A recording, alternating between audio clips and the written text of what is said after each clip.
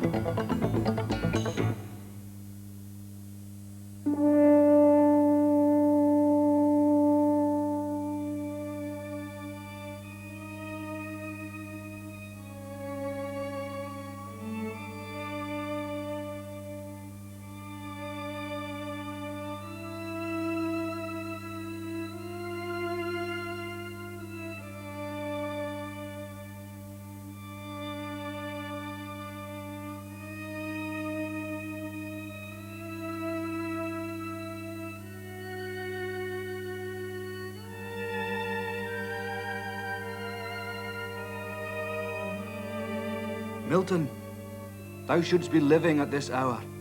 England hath need of thee. She is a fen of stagnant waters. Altar, sword and pen, fireside, the heroic wealth of hall and bower have forfeited their ancient English dower of inward happiness.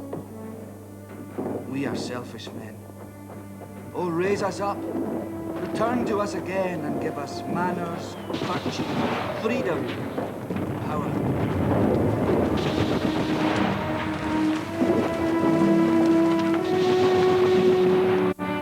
Charlie! Stretcher!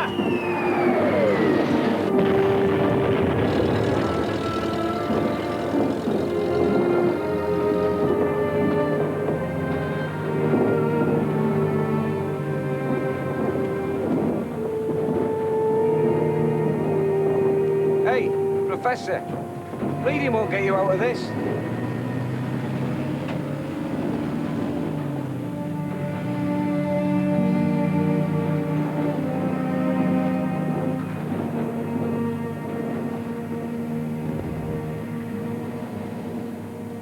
Yet once more, O ye laurels, and once more, ye myrtles brown with ivy never sere, I come to pluck your berries harsh and crude, and with force fingers rude shatter your leaves before the mellowing year.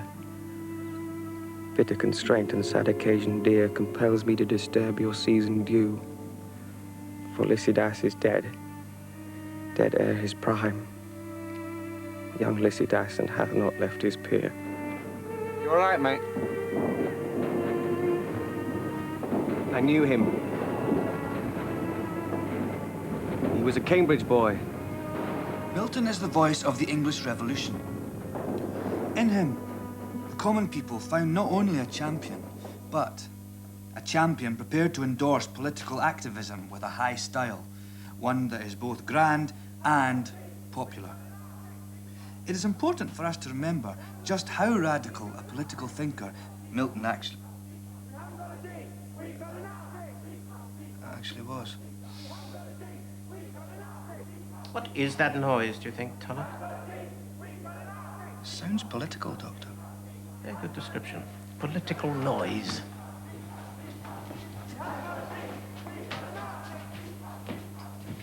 They seem to be heading in our direction. You think they're after my blood? Couldn't say to be sure, sir. Possible, it's possible. A lot of people after my blood. I think I shall make some political noise. What the bloody hell do you mean by this? What the bloody hell do you mean by this, gentlemen? Eh? Eh? In terms of what? We're making a legitimate protest. A democratic affirmation of our right to further our cause, which in our terms and in terms of the college's concessions to us on the question of the committee is... Is what? Is what? Assuming you remember the subject of the sentence, is what? Oh, whatever the subject of the sentence was. Is everything you say terribly important? Tends to be. I'm glad I don't have to teach you then. I was probably talking about the right to protest. I talk about that quite a lot. I'm sure you do.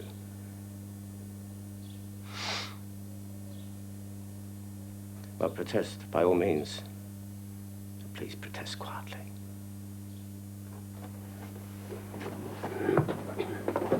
Thank you, Professor. Doctor. This university has not seen fit to make me a professor.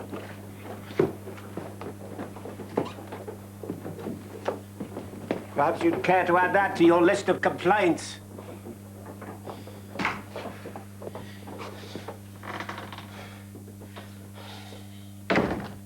And so, like some gangster in Chicago, jargon stalks unchecked in our midst. Jargon sounds so authoritative, doesn't it? So powerful and dignified, but in fact, jargon is made up of words which have been drained of their meaning.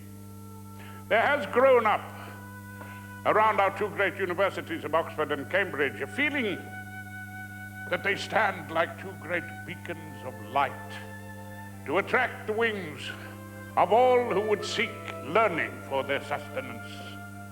Thousands have sinned, thousands have burned themselves, no doubt. But what thousands of thousands have caught the sacred fire into their soul as they pass through, to carry it, to drop it, still as upon wings, on waste places of the world. I think of those young wings, and I seem to hear the voice of Francis Bacon. Into the kingdom of knowledge as into the kingdom of heaven, whoso would enter must become as a little child. You all right, sir? Yes, I was thinking about Q. Sorry, sir. Sir Arthur Quiller-Couch, Tulloch, first professor of English at this university. Does anybody read Q nowadays? Bet Mike Costain doesn't. Huh? Mike Costain, big guy you were talking to on the stairs. Oh, him. I room with him. He's dead bright. But he's very skillful at concealing it. Do you think protective camouflage is necessary for intelligent people that find themselves at Cambridge? I'm dead stupid, how would I know? Read on, will you?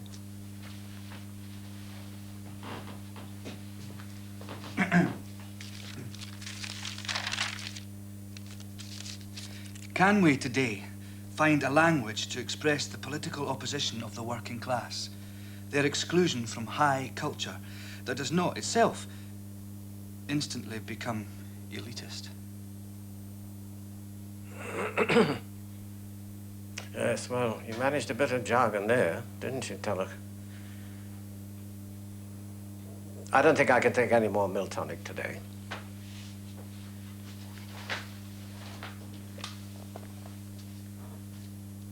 Do you think my language became sterile and full of cliches when I talked about politics?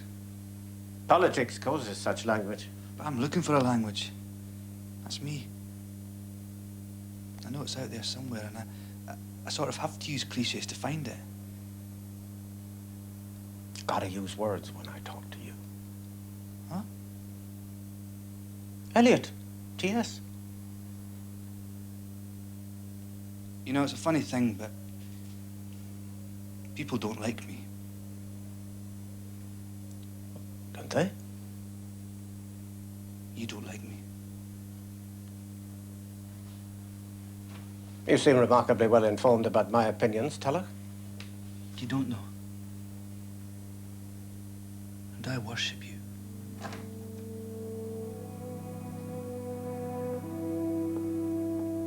We are selfish men. Oh, raise us up, return to us again, and give us manners, virtue, freedom, power. Thy soul was like a star and dwelt apart.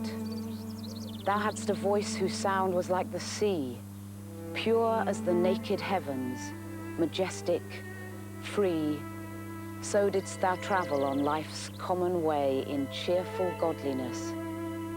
And yet thy heart, the lowliest duties on herself did lay. The romance of Milton. It's curious. I never thought of Milton as romantic. Anything can be romantic if you look at it long enough. You see, to make contact with a great writer, with the authentic voice of a tradition of which we are hopefully a part, is to be revivified. Without such a culture, there is a danger that you, will be dazzled by the enemy. And the enemy will try to sell you stuff that looks like the real thing, but isn't. It is work without a moral map. To live properly is to live in and for great literature. It's time, so we cannot discuss this anymore. Ladies?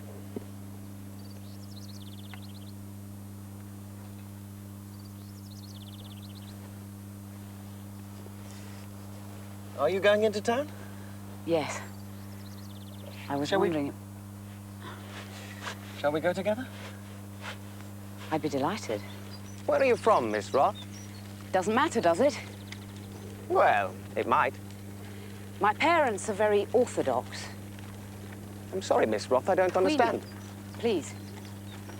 What a delightful name. I'm named Malka, really. It's the Hebrew word for queen. Ah, they're Orthodox Jews, and they might conceivably disapprove of me. I think that's what I meant. I'm afraid all forms of religion strike me as interfering with freedom of thought. I do apologize for failing to grasp your meaning. I was thinking about... Milton? My thesis. What is your thesis about? The corruption of literature. And what corrupts it? Journalism, for example. Journalism is one of the many things trying to annex literary art, to swallow it up. I'm not entirely sure my supervisor will approve of it. And who is your supervisor? Did it not say? Quillicooch. Sir Arthur Quillicooch, no less. He'd better approve of you and your thesis, or I shan't approve of him. Queenie? What? Does worship anything to do with literature? What? Well, literature is literature, isn't it? Isn't it? What? Lawrence said, don't trust the teller, trust the tale. Oh. Marjorie D.A. said a lot of very stupid things. What were you saying? I was asking a question about worship and literature. Which you answered yourself. Of course. I always thought you worshipped Q. I loved Q. I certainly didn't worship him.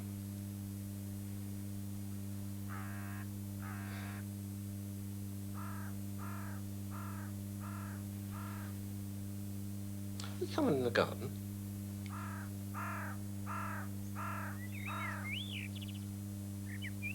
Maybe, my darling, it is a worshipper. They're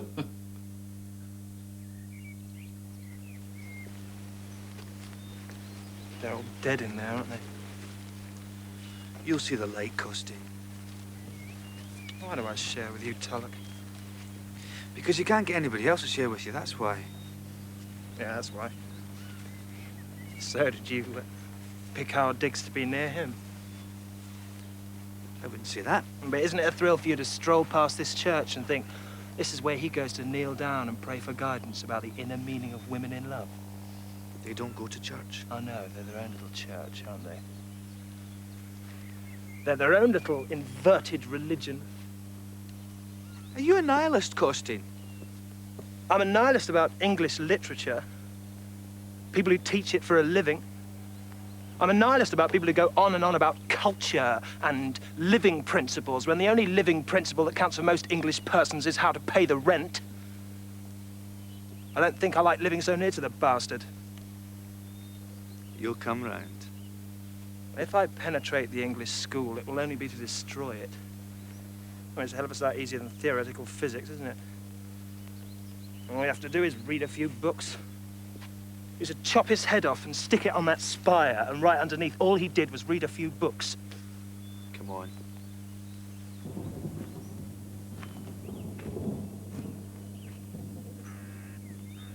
I've been thinking about this young man. His name's Tulloch, and I keep thinking about him, and I can't think why. Is he intelligent? I always think so. I'm not sure. He could be extraordinarily stupid. I'm concerned for him. Probably wants your approval. A lot of people want a critic's approval. Why it's so important to withhold it as often as possible, don't you think? I shall cast him into the outer darkness. A lot of people out there already.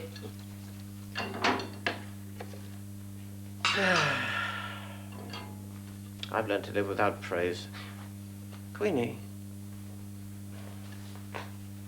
have I cast out too much? I ask myself sometimes, it shouldn't be, but I ask myself sometimes, why are things so damn sour? Might it be remembered only for bitterness?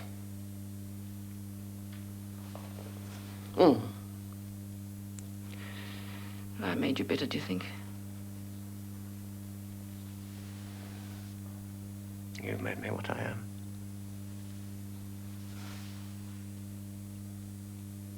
Would you like to belong to that club? Your friend Q's club, gentleman's club, with its carefully wrought witticisms and its endless refusal to engage, which you were brave enough to attack? I don't think so. And if you must think about this young man, don't feed him inert pap, solace, homespun wisdom, as I'm sure Q would have done. At least we have made a stand. Sure it isn't personal.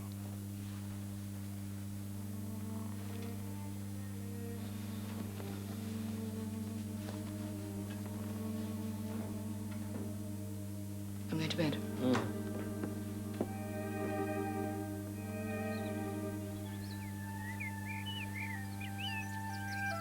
Dear boy! Q! Isn't it a day? Can I introduce you to Miss Roth, one of my pupils from Gert? Admira incessu patio et dia. I think that is a compliment, Miss Roth. And now you have to introduce me to Miss Roth. I'm most awfully sorry. Don't apologize. I'm a dreadful old bore called Sir Arthur Quillicooch. And I am on my way to another meadow girt with flowers in company of Miss Grieve. Miss Grieve of... Cheltenham. I'm carrying the burgundy. Miss Grieve is carrying the sandwiches. I said to her, Miss Grieve, let me carry the sandwiches, but she insists on carrying something. And I cannot allow her to carry the burgundy. Once Miss Grieve brought something called lemonade on one of our picnics. I had to speak to her rather severely. Were I in the delectable Duchy of Cornwall, I would be in the company of my dear wife. As it is, Miss Grieve and I are going to discuss... What are we going to discuss, Miss Grieve? Swinburne. Swinburne. Do you like Swinburne, Miss Roth? I'm not sure. The greatest living English poet is Gordon Bottomley. Don't you agree, dear boy? Bottomley will live when T.S. Eliot is a footnote. He's biding his time, is Bottomley, but he will write something great. When you destroy a blade of grass, you poison England at her roots. Remember, no man's foot can pass wherever more no green life shoots. I'm sorry. Oh, no. That's Gordon Bottomley. Dreadful rubbish, isn't it? I don't...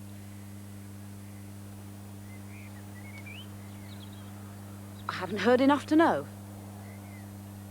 Indeed. Well, good day.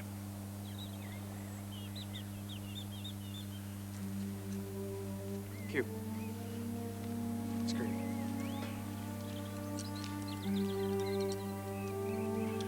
Now, Miss Grieve. She looks a serious young woman, wouldn't you say? I think she looks about as much fun as a wet weekend at Margate. She certainly looks as though she could do with cheering up. Is he the man to do it, though? I wonder.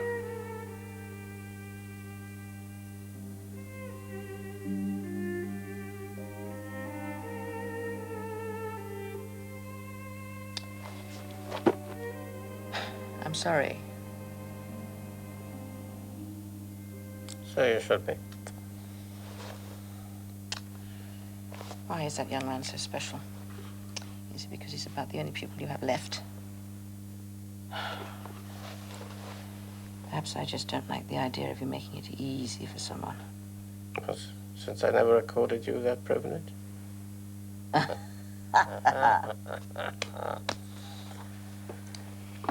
You think he's like you. That's why he fascinates you. You have such a great influence on yourself. Well, influences are very hard to disentangle. Q?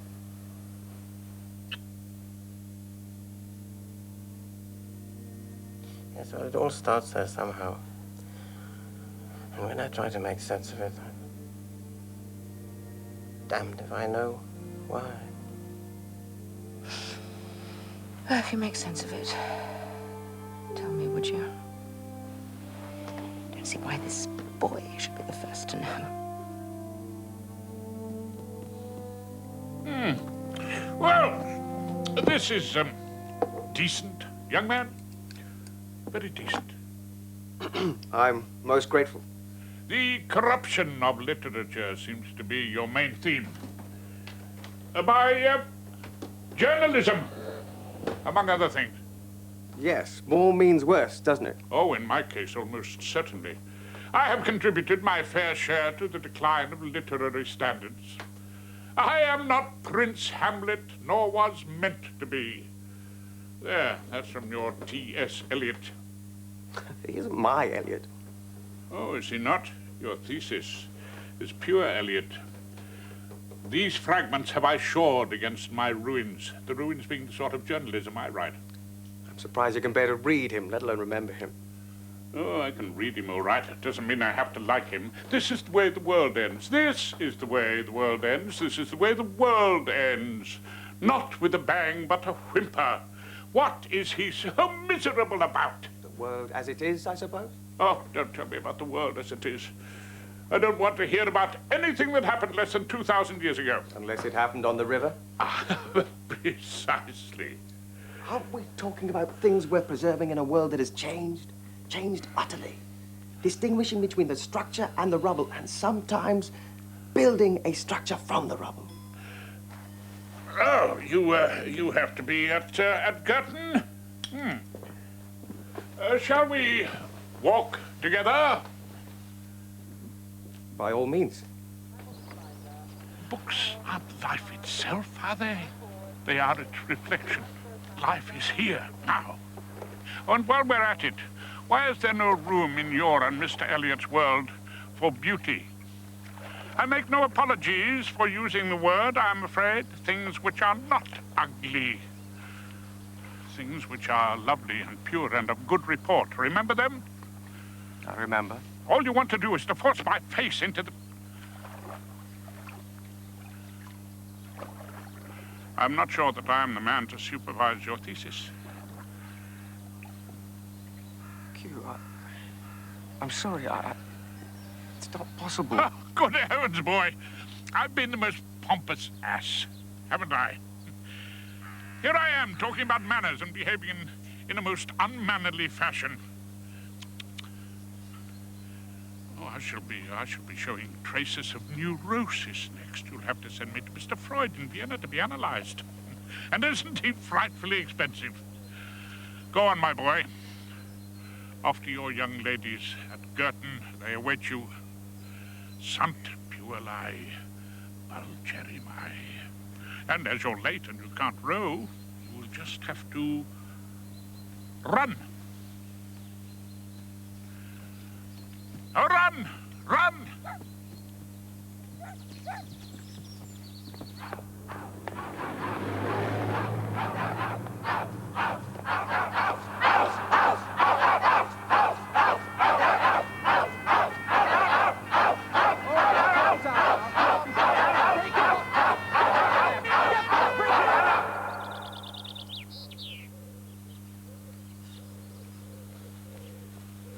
Tulloch? What heaven's name are you doing? I'm examining these daffodils. What, is there something wrong with them? I'm waiting for a gust of wind. Or to be more precise, a breeze. Why is that? To see if they actually do flutter and dance, as Wordsworth suggests. I see. You being humorous at my expense, Stella? No, sir.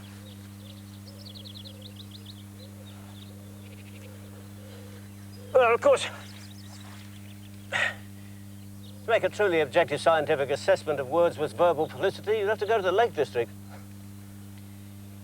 I don't think that'll be necessary, sir. They either flutter and dance or they don't, and I don't think the variables will be affected by geography. Anyway, I don't have that kind of money. What were your parents, Tulloch? Skint.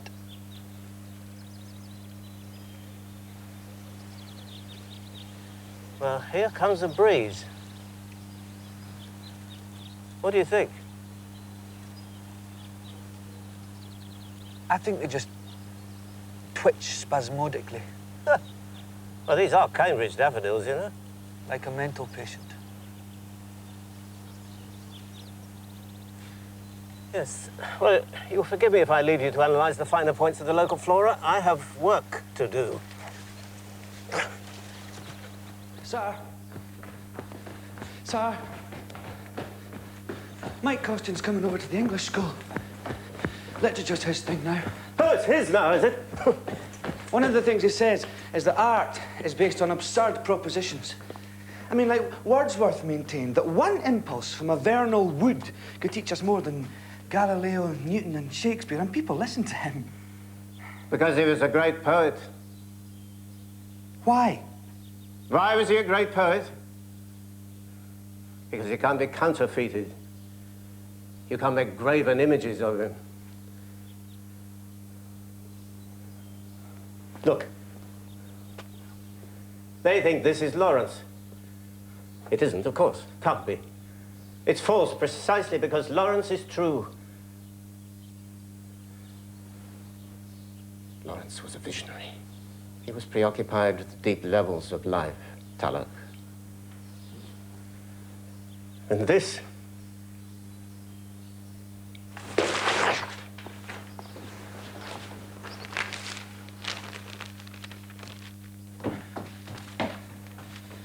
You see, I sometimes doubt. You know? I sometimes think literature's a con, fraud, a cheat. Why are you bothering to study them? It's either that or Sainsbury's.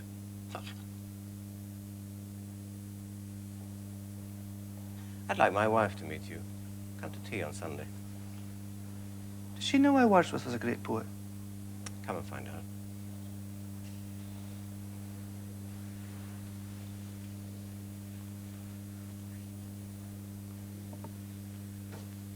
Milton!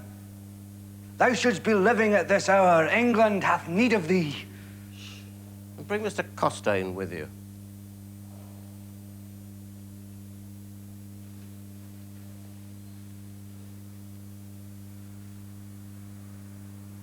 Sir! Sir, come here, sir, quick. Please, sir.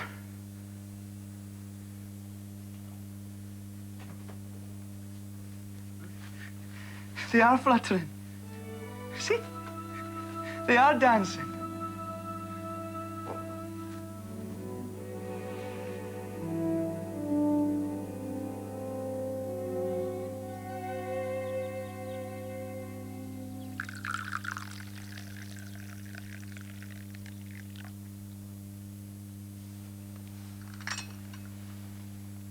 More tea, Mr. Tulloch? I won't, thanks. I've had enough tea to last a lifetime. You mean you ate before you came? No, I mean, all my life. At home. And where is home? Glasgow. And is that a centre for literature? I wouldn't say so. Street violence is highly thought of. A book's an offensive weapon in Glasgow. You mean they throw them at each other? No, I mean, there is only one book and it's an offensive weapon. And what is that? The Bible. Oh, the Bible is a great book to argue over, isn't it? If you were found at home sitting with a book, someone would ask you if you were ill. And why are you here, Mr. Tulloch? To find out about literature. You're very quiet, Mr. Costain. I was just listening. You can't just listen, Mr. Costain. Not at the criticistry. You must talk, talk, talk. Oh, I'm storing it all up. For tutorials. Me and Mike have terrific arguments. Do you indeed? All night. You see, I believe in literature as a revivifying force, and he believes it's a tool in the armory of the ruling class. How do you make it last all night, I wonder? Sons and lovers. Perhaps Mr. Lawrence wrote Sons and Lovers to grind in the faces of the poor. Actually, I think you did.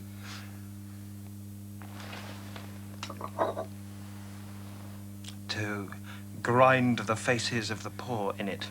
To wit, his father, who'd never done him any harm, who said, if I recall correctly, when he heard how much Lawrence had received for the White Peacock, and thou's never done a day's work in thy life. I always think Mr. Lawrence Sr. is one of the great unsung heroes of English literature. Putting up with that ghastly, mother-fixated little twerp of a son of his all those years. Supplying him with his few good lines. Don't you think we all long for the manly tones of Mr. Lawrence Sr., Mr. Lawrence the Minor? Anything to take away the smell of that ghastly, bleating son of his.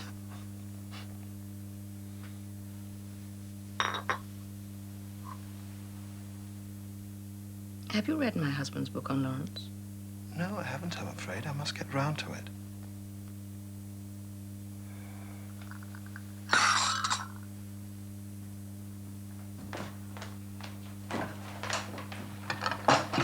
Let's get rid of that young man. I intend to as soon as it's practical. Did you hear what he said about Lawrence? I don't mean him, I mean the other one. Tulloch? Tulloch's a charming boy. Oh, my God, you're so stupid about people. Tulloch is anything but a charming boy. Tulloch's the one who's doing it, isn't he? Sitting there like a ghastly suburban virgin, egging his little friend on. Queenie. The other one's just a conceited fool. They're quite harmless. Tulloch, boy, is evil. For you. Maybe not for everyone. Oh, I can see you resent my saying this. I can't see why I should resent it. Aren't I the bad woman who puts you against people? Isn't that the idea? Supposed to have done it with Q? I never said. Never. You never said. You can't see it. Your little Scottish friend is pure poison. He wants to hurt you. He'll wait and get the sense of you. He'll wait and see how good and sweet and kind you are, really. And then he'll try to destroy you. I know it. You've always been quite stupid about people.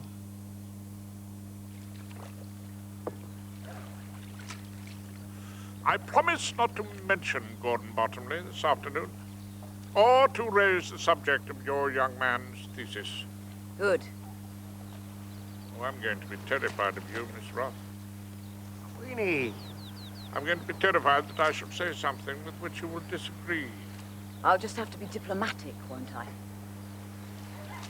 Why Queenie? It means Malka. That's the Hebrew word for queen. Good Lord, are you Jewish, Miss Roth? You should have said. I have a lifelong fascination with the Hebraic culture, and I find that anything Jewish is more or less automatically interesting. And some of your best friends are Jews? Actually, I think that probably is the case, young lady. You ought to ask her about my thesis, Q. Ought I? Well, what about his thesis, Miss Roth? It's the most exciting piece of criticism anyone has done since the war. Good Lord, how interesting.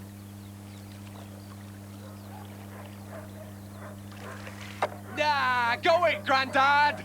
I beg your pardon? Oh, leave them be. They're rather charming, especially as we are about to slip away from them. I wonder what they would make of your thesis. Really can't imagine. It's the fact that I can't imagine either that makes me certain I'm not the man to supervise it. I hope that doesn't upset you. Does it upset you? Well, it isn't liable to make his life any easier, is it? Sorry to be so direct, but Queenie. doesn't one need a patron at this university? Isn't that thought rather essential if one wants to get ahead? A father figure, you mean? I am most frightfully sorry. It's quite all right. Really. Quite all right.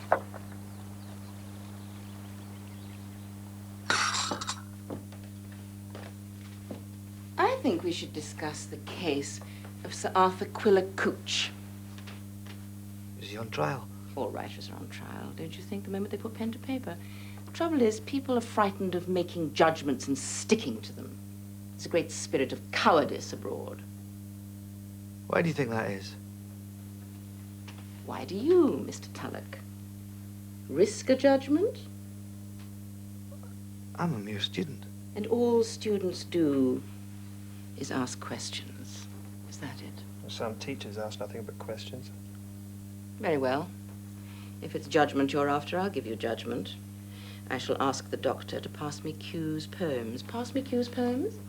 Do we have them in the house? They're between Rossetti and Birds of a Norfolk Coastline, which is considerably better written than either. I'm not sure that we ought to have them in the house, mind you. You've given me Arthur Hugh Clough. Why have you done that? Maybe he has something to say to you, my dear. Studies in Georgian Poetry by James Linkman. Who is he, I wonder? Esther Waters by George Moore. His book should be in the British Museum.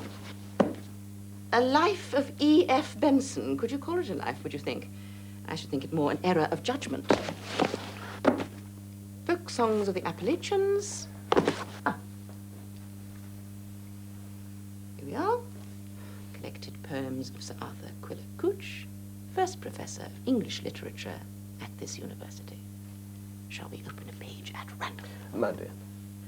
Alma Mater. Shall I read it, gentlemen?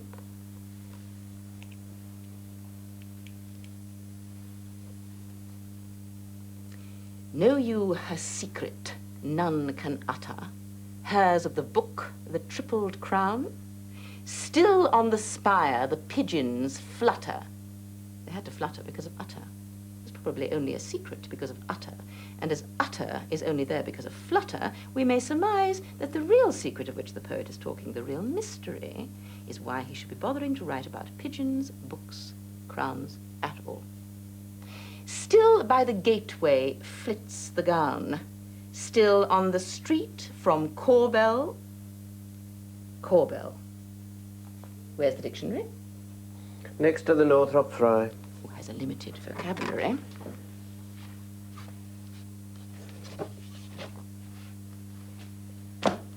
Won't be in the concise. And it won't be in the shorter. It is. It is in the concise. Corbell. Projection of stone, jutting from masonry to support weight. Now we know what a corbell is. And you're ready, as a matter of fact. This poem was obviously designed with you in mind, Mr. Tulloch. Still on the street from Corbell to Gutter. Are you familiar with this poem, Mr. Costain? No, it had to be Gutter because of utter and flutter. Come, old limmer. Old limmer? Old what? Dictionary? It's a dialect word. Come, old limmer. The times grow colder. Leaves of the creeper redden and fall. Was it a hand then clapped to my shoulder? Only the wind by the chapel wall. Dead leaves drift on the lute, so fold her under the faded shawl. Presumably her, in the penultimate line of the stanza, refers to the lute, and presumably to some sort of collapsible lute, one that one can take on the jolly old river. Is that the idea? Or is the author merely making casual mention of a woman, possibly to dispel the rather dubious implications of the 8 lissome good men, one of whom, it appears, is nothing less than a limmer, a dialect word about which my husband is rather reticent? And we're going to go on to the next verse because it has in it the word palinode. What is a palinode, I wonder? Is it a utensil of some kind, or is it another dialect word? Now, this palinode... You know what a palinode is, my love. A palinode is a poem in which the author retracts the thing that is said in a former poem. Palin odear, Palin again, ode, song, again song.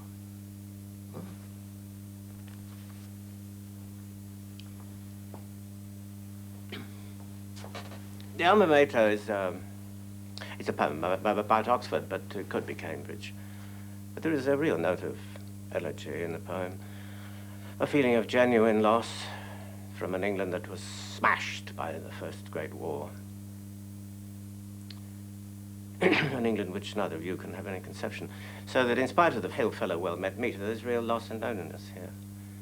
And there are the memories, painful memories of an old man who sees the world change beyond all recognition and chooses to look back to a time when he was young and at the university. Young and hopeful, and perhaps in love. I think our visitors had better leave.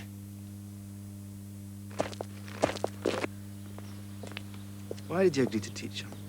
Huh. I believe in protecting my investments. So my investment, then?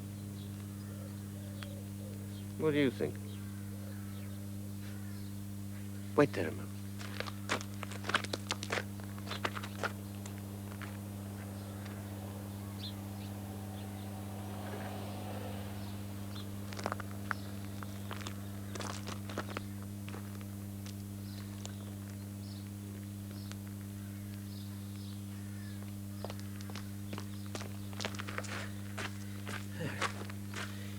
I've become a foolish, fond old man, giving away all my treasures.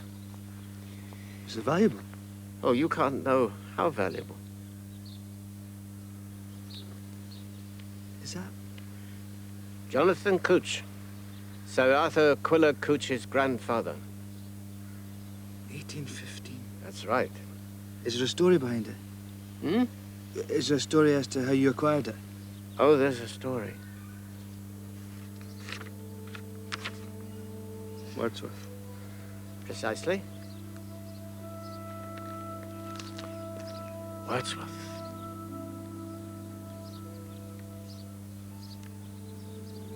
To see Wordsworth plain and clear, that's the same as to be alive.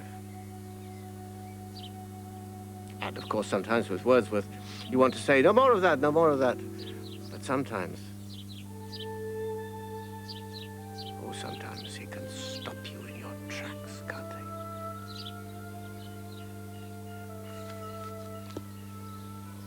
he? You live for teaching, don't you? Isn't it the best thing, don't you think? I teach because I was taught. Who knows, you may even do the same.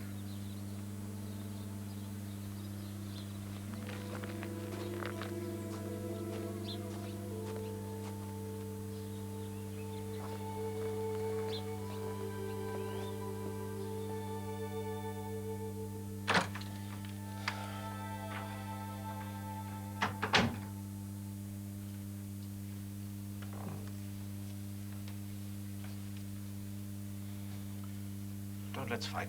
No.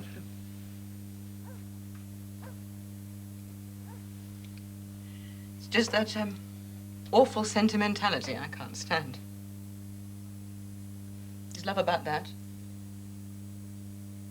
I don't think so. I was simply talking about a poem. It's a dreadful poem, isn't it? I'm not sure. You're letting some personal thing about Q cloud your judgment. There was no quarrel with Q. Of course there was a quarrel with him. Don't be foolish.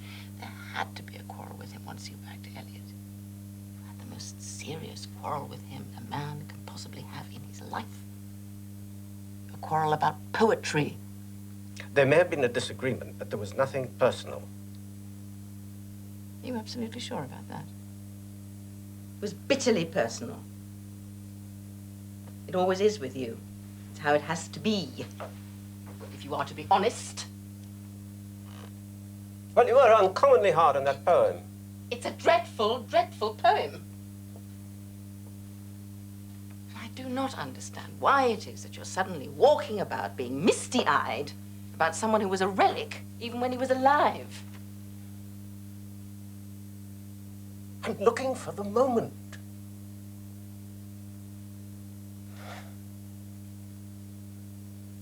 There is, I think, a moment in anyone's life when they become what they are going to be for years ahead.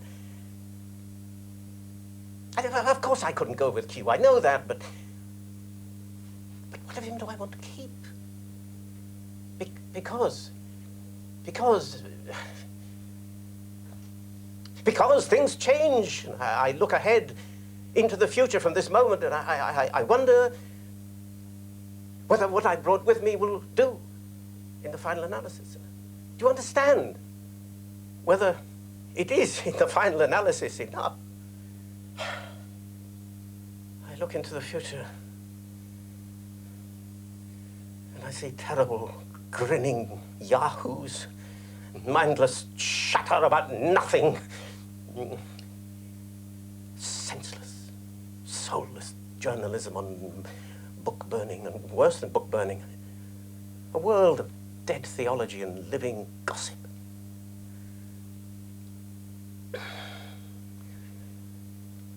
Lumbering across the desert floor to meet us comes Mr. Costain, the face thick with blood, like Sweeney Agonistes, talking about revolution.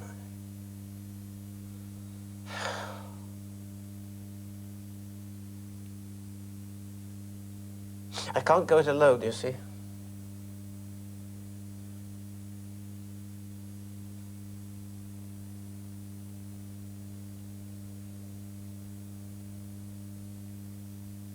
I can't go it alone, you see.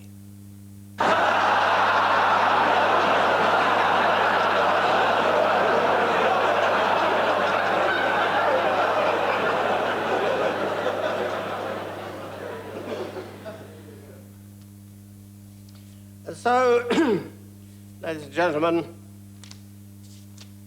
and so to the last in our series of criminals from the Oxford Book of English Verse, edited by none other than the still Professor of English at this university, Sir Arthur Quiller Couch. Now, you should all have the crime in question in front of you. I won't dignify with the name of poem, for it is a crime which makes Sir Arthur Quiller Couch an accessory after the fact. It deals, as an alarming number of the later poems in this collection do, with flowers.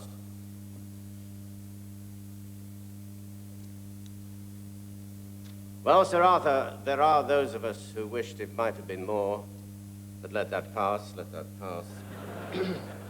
Sir Arthur gives us a kind of queasy, classic revival. An anthology is a collection of dead flowers. Dead flowers is one thing, but dead flowers shamming life is an obscenity.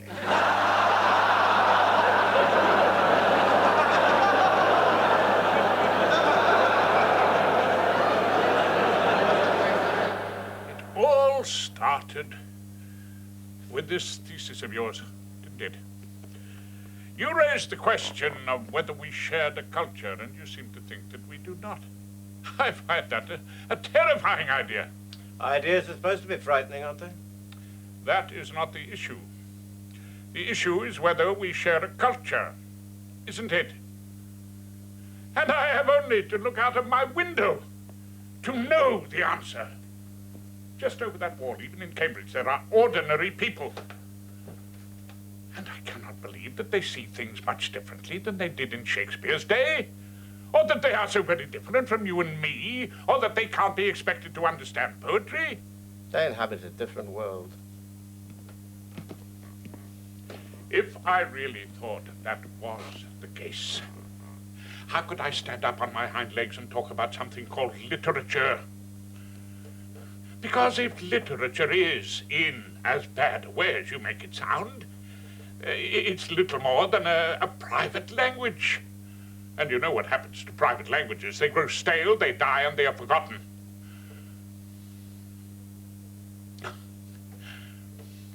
You're such a serious fellow, aren't you? I don't think literature needs to be crudely like the world that creates it. I took Milton to the war. His poems came with me, stayed with me through it all. Day after day, I watched young men go out to their deaths, pointless deaths. And poetry was the only way to make sense of it. But of course, Milton wasn't the sense of it. What was the sense of it? Eliot? Because he understood the waste and the shame of it.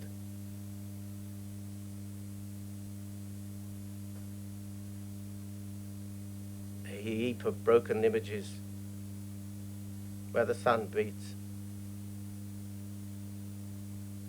and the dead tree gives no shelter, the cricket no relief, and the dry stone no sound of water. Only there is shadow under this red rock.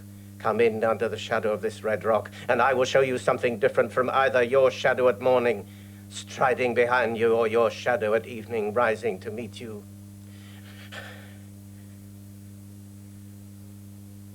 I will show you fear in a handful of dust. Is that all the war was, do you think?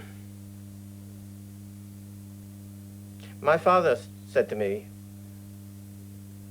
and I love my father very much, when the war comes, you must do as you think right.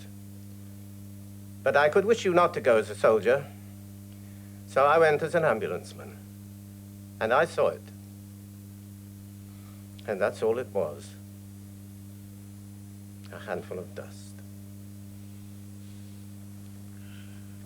And where was Mr. Eliot during all that? Being elegant in some bar, I have no doubt, or suffering the agonies of being that contradiction in terms, a sensitive American? Q. How dare you, sir? How dare you speak to me like that? How dare you tell me it was all nothing? I had a son, an only son. No other sons, a daughter, but no other sons. My only son was fine and true, and he was to be married. He fought a war. He fought a war against German cruelty and beastliness. And I warn you, sir, the bitch that bore that may well be on heat again. And he fought bravely and well. And the war ended, and he came home, and I saw him. I thought he was safe. But then he went back into Germany with the army. Went back into that beastly, cruel country. And there, exhausted by the war he had fought, he took sick and he died. My only son died for England. So please, sir, do not tell me it was all for nothing, and that all we keep out of that war is stones and rubble and fear in a handful of dust. You had better go. Well, what more do you have to say to me? What more that I hold dear is dust and ashes? I've told you, go, go.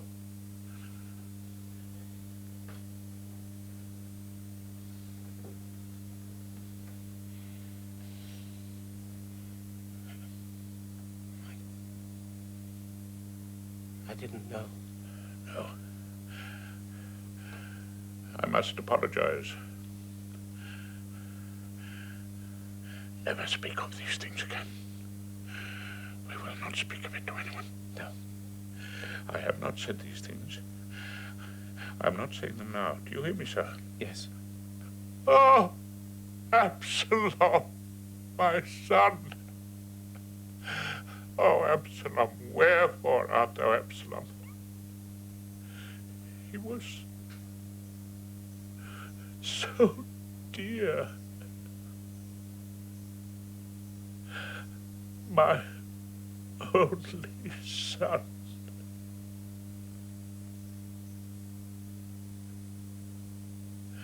I'm so sorry. And I speak his requiem every day to myself.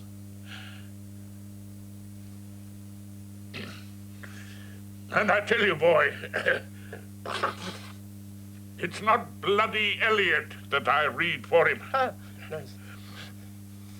There's no resurrection in your Eliot, no life after death. There's no damn life in him at all, if you ask me. Weep no more, woeful shepherds, weep no more, for Lycidas your sorrow is not dead. Sunk though he be beneath the watery floor, so sinks the day star in the ocean bed. But yet anon repairs his drooping head, and flecks his beams, and with new spangled ore flames in the forehead of the morning sky. So Lycidas, sunk low yet mounted high, through the dear might of him that walked the waves. So entertain him all the saints above, in solemn troops and sweet societies that sing, and singing in their glory move, and wipe the tears forever from his eyes.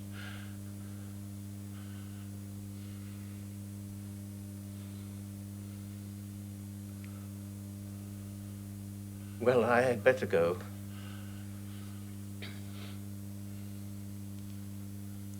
Well, it's a small town. We shall meet again. Yes.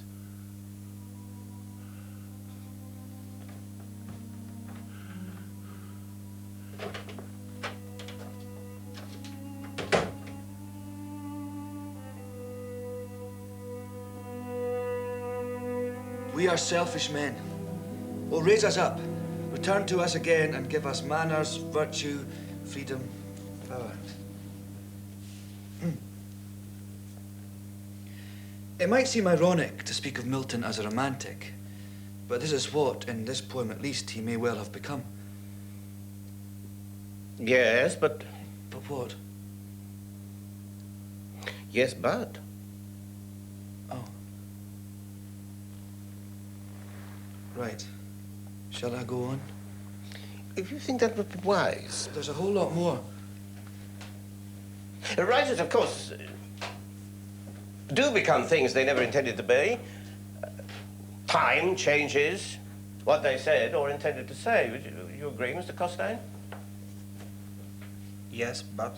Hmm? Yes, but what? Yes, but?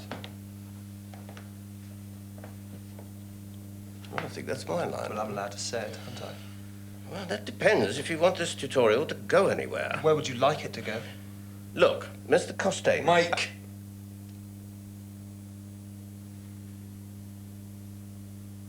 What have you got to say about the sonnet?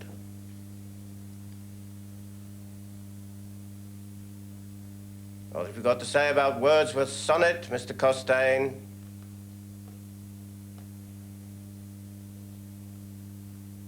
Oh, look, if you're going to play silly games... Silence unnerves you, doesn't it?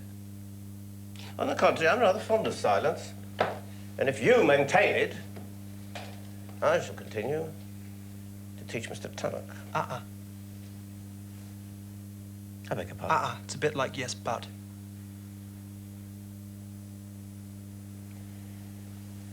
Now, Mr. Tulloch, if I might suggest... Wordsworth's sonnet is... Now you're listening. Why are you listening? Because you think I'm about to make a literary judgment. Why does that please you? Because you think that whatever I say, you're going to have something better to say because you've been having this discussion for 40 years. That means you know all the angles. Have you finished? No. Mike, for God's sake. Please continue, Mr. Tulloch. Just leave it out, can't you? Just stop the crazy act, can't you? If you want to do the crazy act, go do it in a hospital. I meant with the essay, Mr. Tulloch.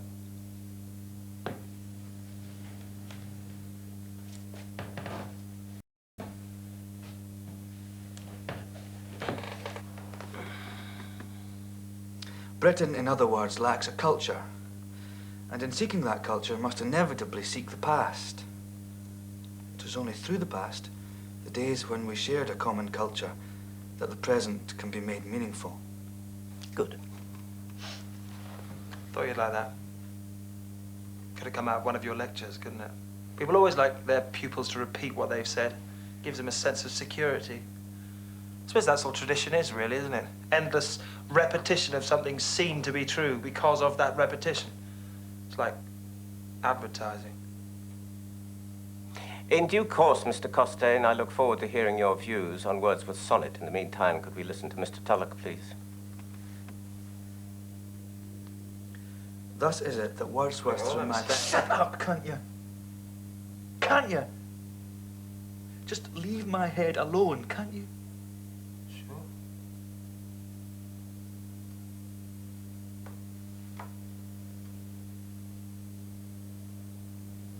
Wordsworth...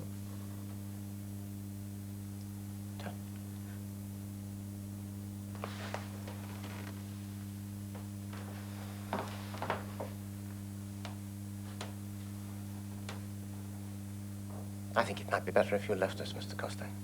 When do you mean? That is what I mean. Why? Because as far as I can see, you do not wish to learn. You mean you don't wish to teach? You do not wish to learn what I am teaching. But isn't what you teach affected by what I want to learn? No, that can't be, Mr. Costain. Unless you wish to learn about Wordsworth's sonnet. If you wish to learn about the biology of fish breeding or the impact of Marxism on the newly developed countries, then I suggest you go somewhere where they teach them. In here, we teach something called English literature, which connects the past, present, and the future in a way that were you to be bothered to study it, you might well find useful.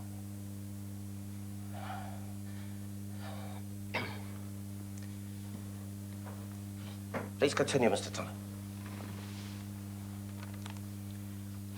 Wordsworth's romanticism is in essence a search for the past of childhood. Look, Shut up! Can't you? Shut it! But just stop going on at me, for Christ's sakes, you bastard. I've had enough. Gentlemen. You don't fucking understand. He won't leave me alone. He won't leave my head alone. I think good manners. Manners are nothing to do with English literature. You don't know the first thing about English literature. Gentlemen. I'm sorry, Doctor. The boy hasn't been well.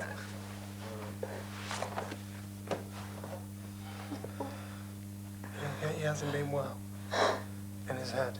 Don't do this to me, Mike, please. You know, just leave my head alone, can't you?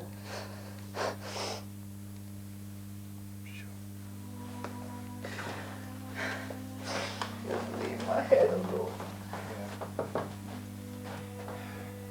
Give me some answers. Can't you? Tell me again. Tell me why. You keep telling me the books are good. But I still don't understand. I'll look after him.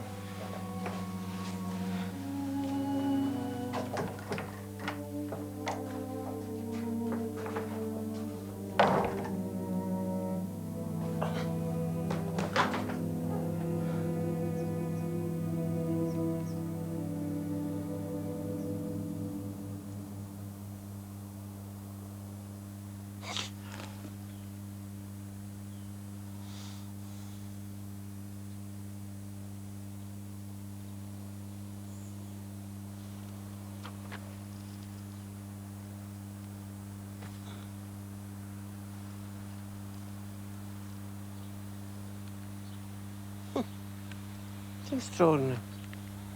See the way the heart of them just dries up. That vivid, brilliant yellow just goes. I know that. That's what flowers do. That's what they're there for, isn't it?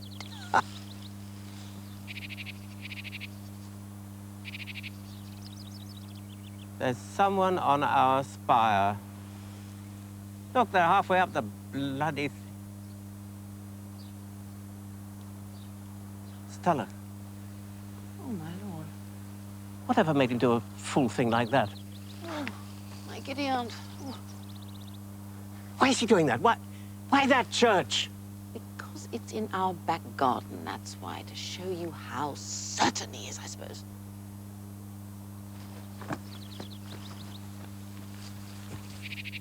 Sara! Don't you call up, you'll rattle him.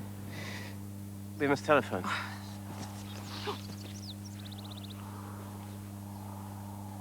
Is there some sort of prank of his? No, friend. Some prank of mine. Hmm.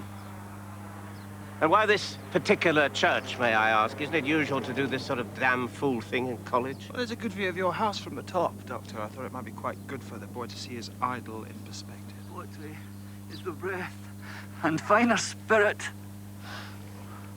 of all knowledge. The poet brings together, by passion and by knowledge, the vast empire of human society as it is spread over the whole earth and over all. Oh, Jesus Christ! He's in trouble. He's fine. He bloody well isn't. Help me! Right? He's okay. Jesus Christ! Oh, what possessed him to do such a stupid thing? He does anything I say. Help me!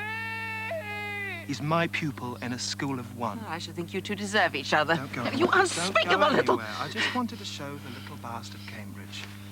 All of it. Show him what it adds up to when you're up there with the wind on your face. Doing something real, for Christ's sake. Something alive. Onward and upward, comrade!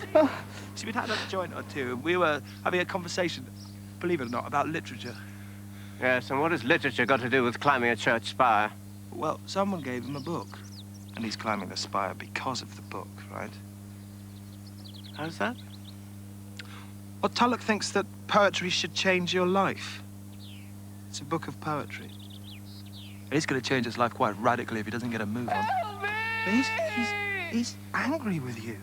He says that you haven't given him satisfaction. I'll show him. I'll show the bastard. That's what Tulloch said. Listen, you have to let us phone. She always No, like you this. let She me... always do your talking for you, Doctor. I have to deal with most of the unpleasant things in his life. I have to deal with the gas man and the brush salesman and the paint on the kitchen wall. I also have to deal with unpleasant, unbalanced, poisonous little people like you. You, with all your talk about doing things. What have you ever done or written? I'll tell you what you've done. You have done nothing, and you will never do anything because you are rotten and weak and lazy. Hey, you're as crazy as I am. You go and get him, then. If you're such an influence, you go and get him.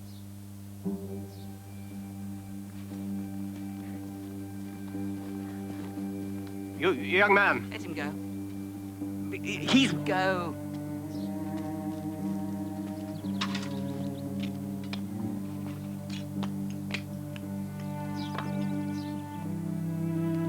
Now, my dear, you must go and call the fire services.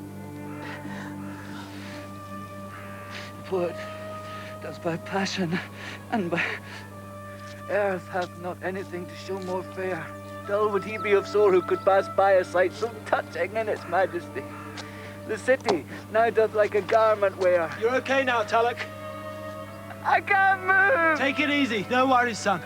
Just hold on. I can't move! You got the book? Yeah. I'll put it out there for you, shall I? Get me off this fucking thing, Mike. Going up's easier than down, I swear it. Easy does it.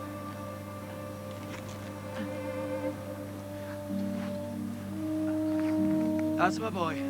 Easy does it.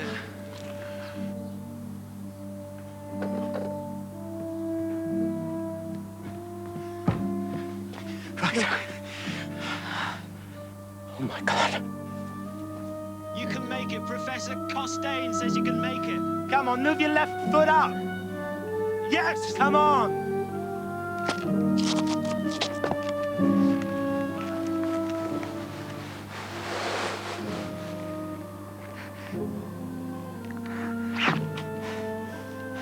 Oh, Jesus Christ!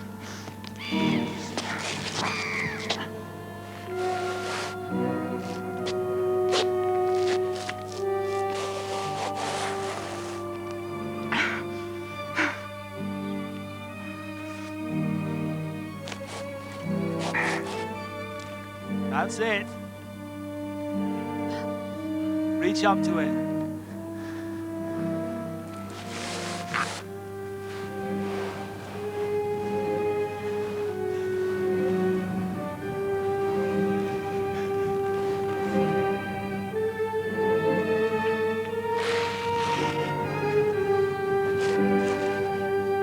There it is.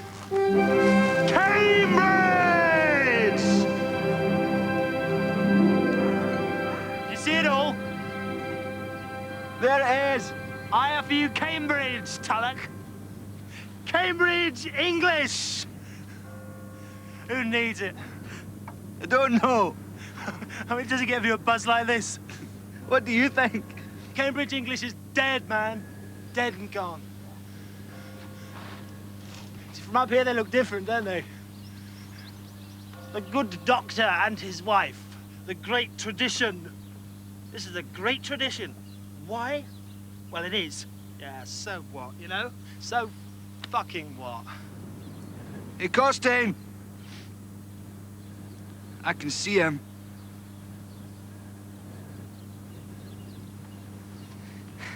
So what now, Costain? You throw the book. You throw the book into the bastard's garden. Mike. We agreed!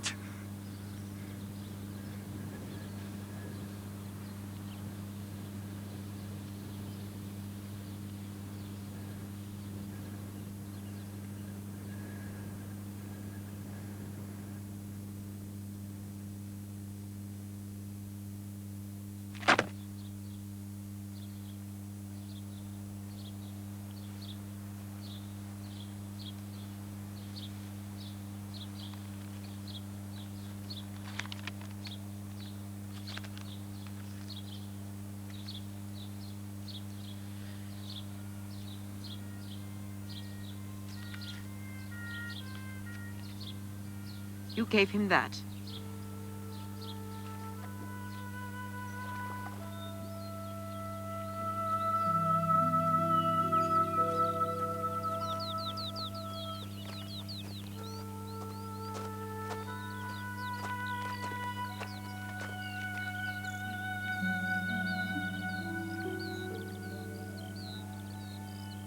My dear boy!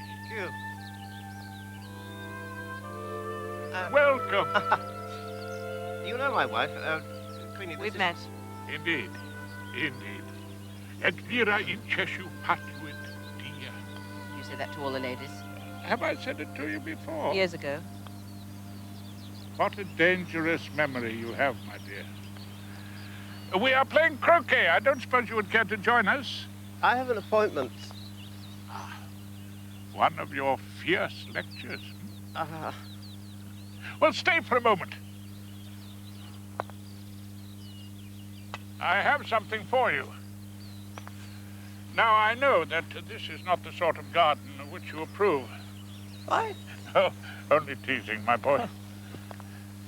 People have read languages and literature here for 600 years. Now I sit and watch old gentlemen play croquet. And I read. What do you read, Q?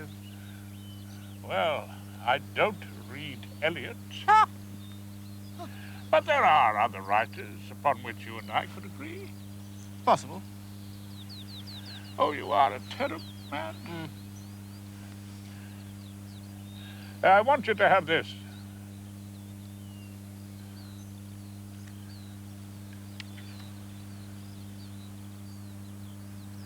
It's a first edition of Wordsworth's lyrical ballads.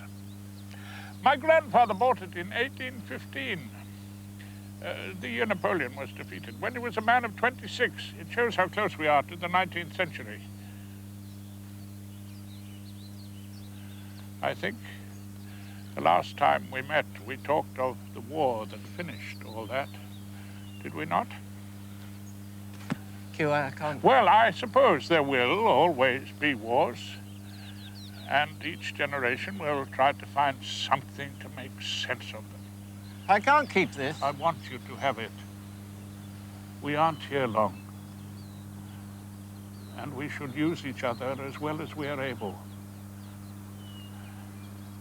and mend our quarrels, if they be not serious ones. Well, I must play now. Actually, you're right.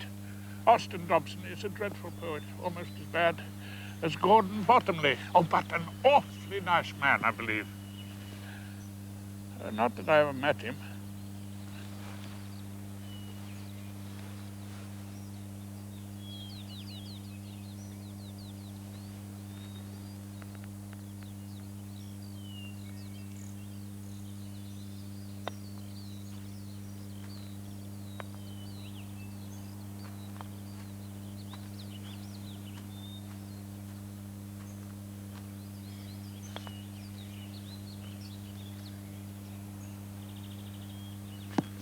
Damnable generosity of it. It's only a book. You say that? And books are everything we live for. Books are everything we breathe and feel and think. Books are sacred things for us. Sacred because they're so various, because they're so many.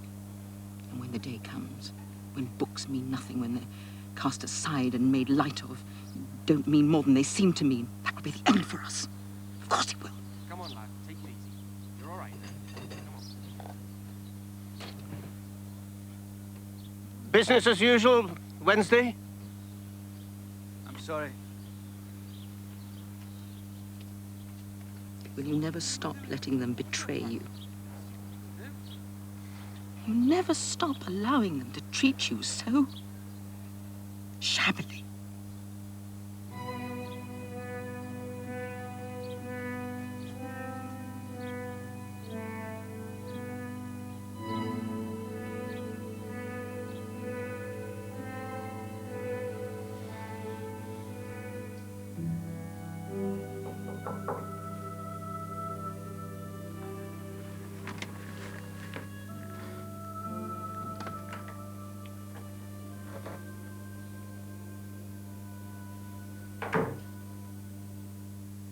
My costing's gone down.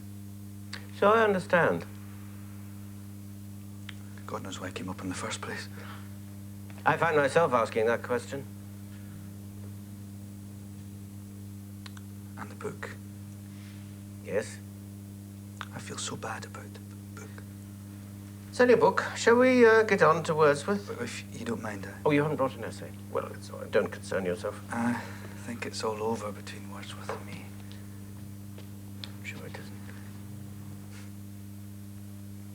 You see, I'm myself, since I decided. I can make a joke. I am me since... Since what? Since I decided to leave. To what? To leave the university. You know, it sounds crazy to say, but on top of that spire, you all look so small. And once I'd realised, I couldn't understand why I'd wasted so much of my time doing it. And once I'd seen there was no sense in it, that one book is really just like any other book, and it's only someone's opinion about whether it's good or bad, and that good books can be bad for you and bad books good, and that marking them out of 10 never got anybody anywhere. I was free. Well, it takes a really simple, crude idea to make yourself free, and on top of that spire, I saw it. Suddenly, quite clear. Oh, I'm sorry, sir. I really am sorry.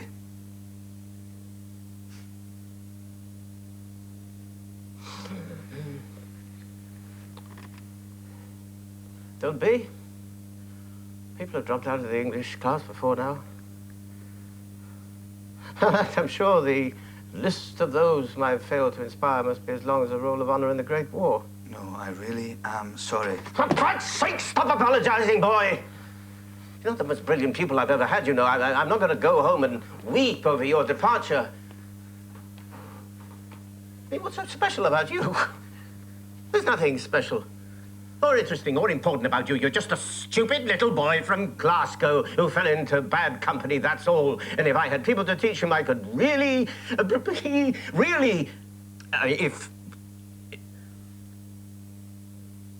if I... Oh. Look, I'm sorry now. You'd better go then. Yes, sir. Go on.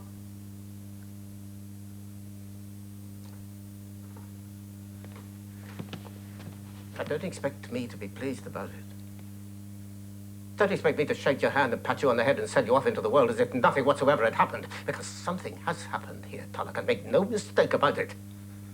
All we're seeing is that the culture for which I have fought all my life is in danger of being swallowed up by nothingness.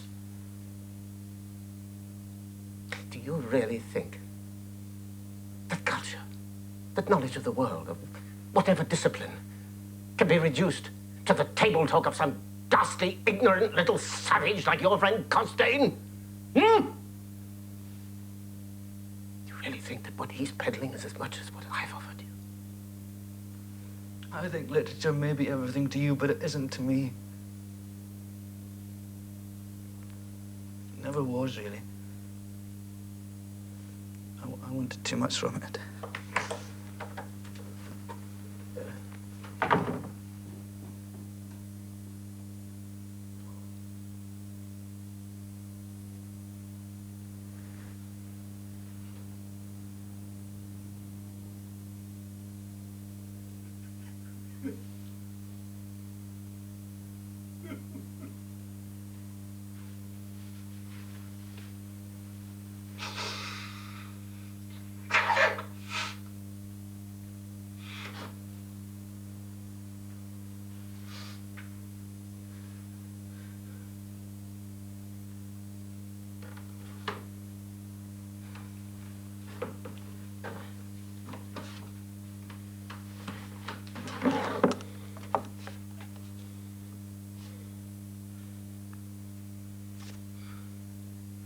Thousands have sinned, thousands have burned themselves, no doubt.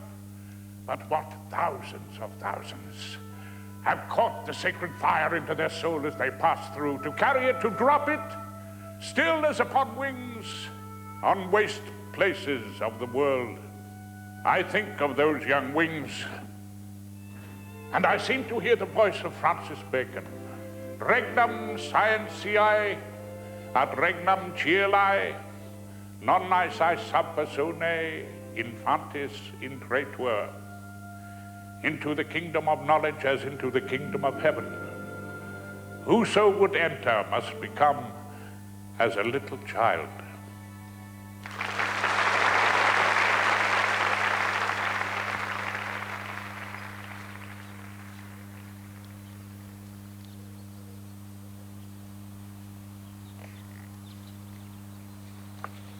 You all right? Never better.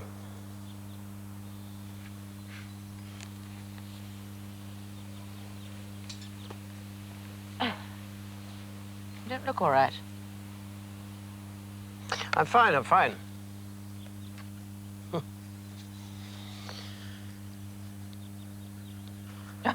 I remember this one. And this one. Yes. I remember so many things. Come home, my darling. Boy, Tulloch. Yes? Ratted on me. Yes?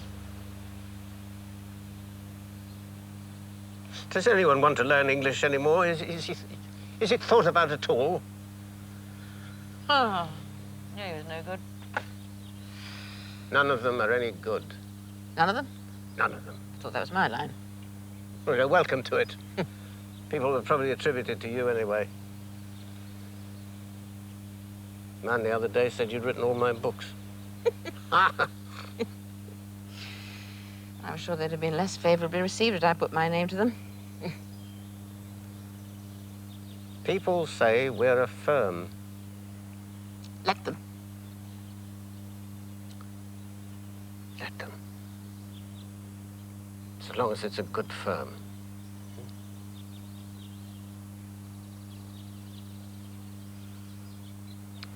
I've never seen you so low. It isn't that... No. You'll find someone to teach you. Yes. could advertise. Yes, yes. Didn't I say it was no good? Didn't you, though? Did I know? Don't I always know?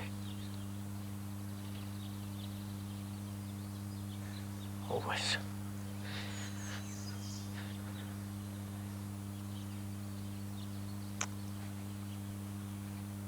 Oh, none of them could ever see the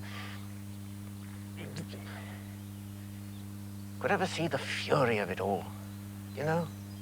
I know. Couldn't see the rage, the passion, the disciplined fear, the searching for something, the... What? Romanticism. Yes.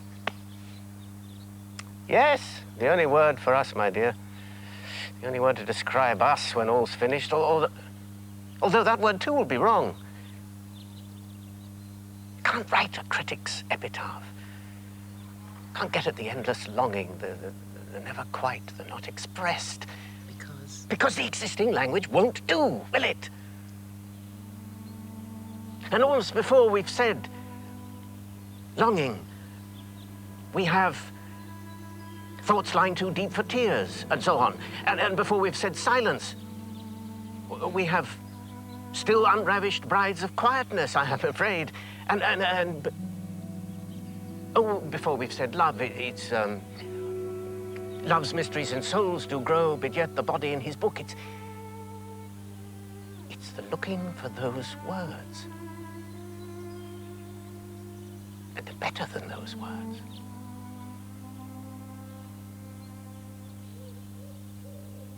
That's what it is, the search. Yes. Yes.